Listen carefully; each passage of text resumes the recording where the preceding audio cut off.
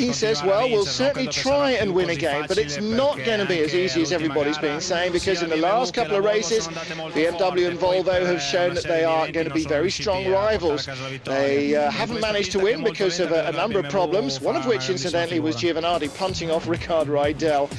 But he says on this technical track, they should fare well. Now, paddock gossip says that the BMWs have got new engines. BMW says, no, we haven't yet, but we hope to. Incidentally, Gerhard Berger is on hand at Jarama this weekend.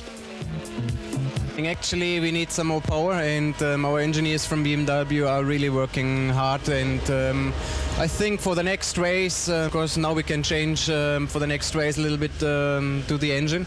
So I think for Understorp we will be maybe in the position to fight for the lead and for the first place.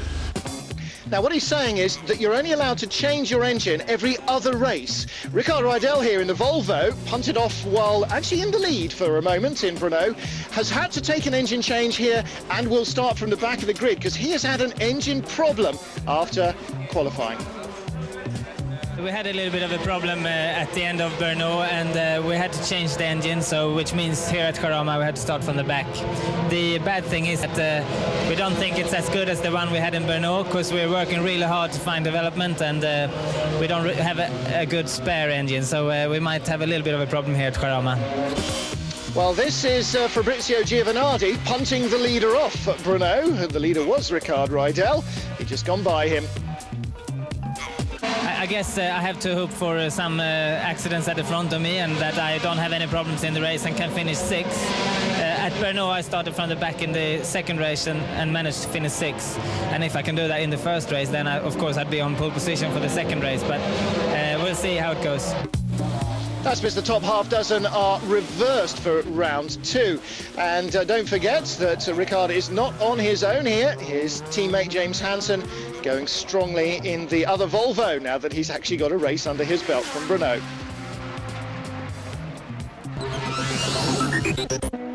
So let's have a look at the top 10. The other thing, incidentally, is that the points only go down to 6th place. So although there's been some great battling outside of the top half dozen, particularly with the BMW Spain guys and with some of the privateer Volvos, they don't actually get points, and that's what counts.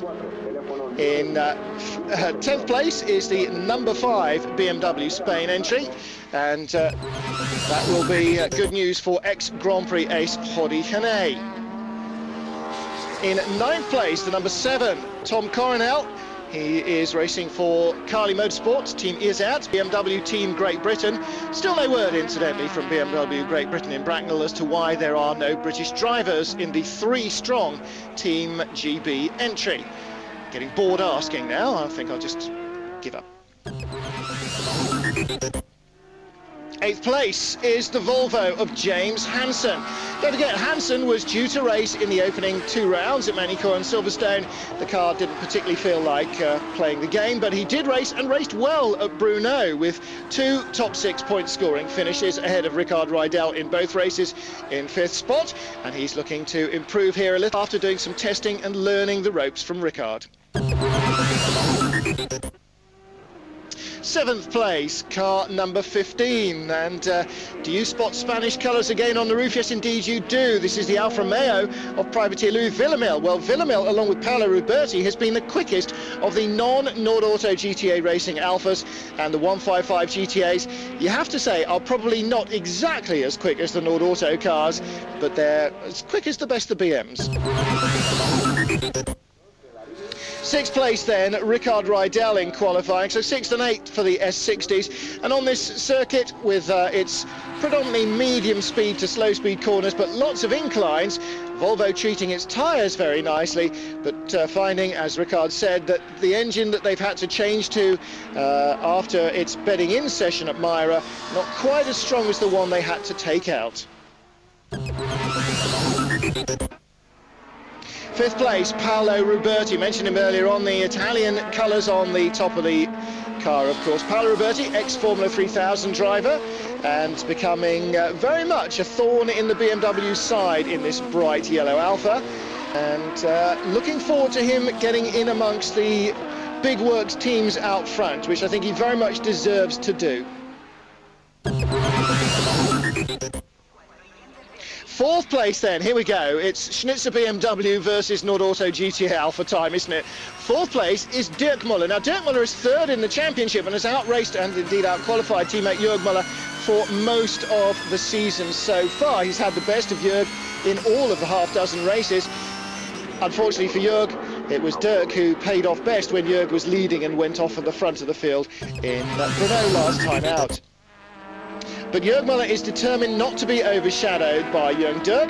Jörg Müller has been a BMW factory driver for a number of years. Started, of course, his major international career in Formula 3000, raced in the American Le Mans Series, in the BMW Williams-built prototypes, in the V12 LM prototypes rather, then in the M3 V8 last year.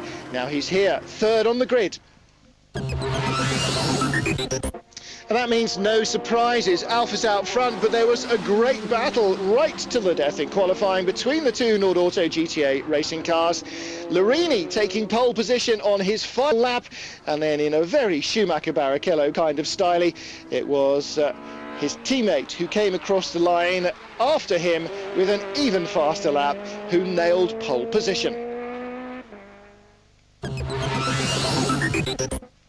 So Giovanardi again out-qualifies Larini. He's beaten him to the checkered flag 5 out of 6 times. He has a 20-point advantage over him with just 3 weekends down. And that's bad news for Larini as much as it is for everybody else. At least everybody else's excuse is they're not in a GTA Alpha. Larini doesn't have that excuse, and I don't suppose he's a particularly chuffed bunny at the moment. But Giovanardi once more starts on pole position. Larini alongside Schnitzer BMW's row 2.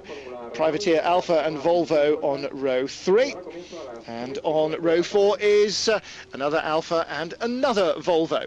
So it's going to be a very interesting opening couple of laps. BMW's right behind Coronel and Genet, with Peter Cox and Eric Cairol. The Franco-Dutch battle on row 6 of the grid. Well, let's hear now from our pole man. It is, of course, Fabrizio Giovanardi.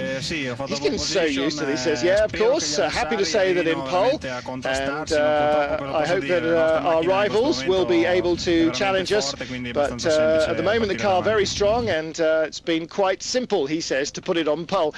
That comment perhaps aimed at Nicola Larini. A bit of psychology going on there, I think.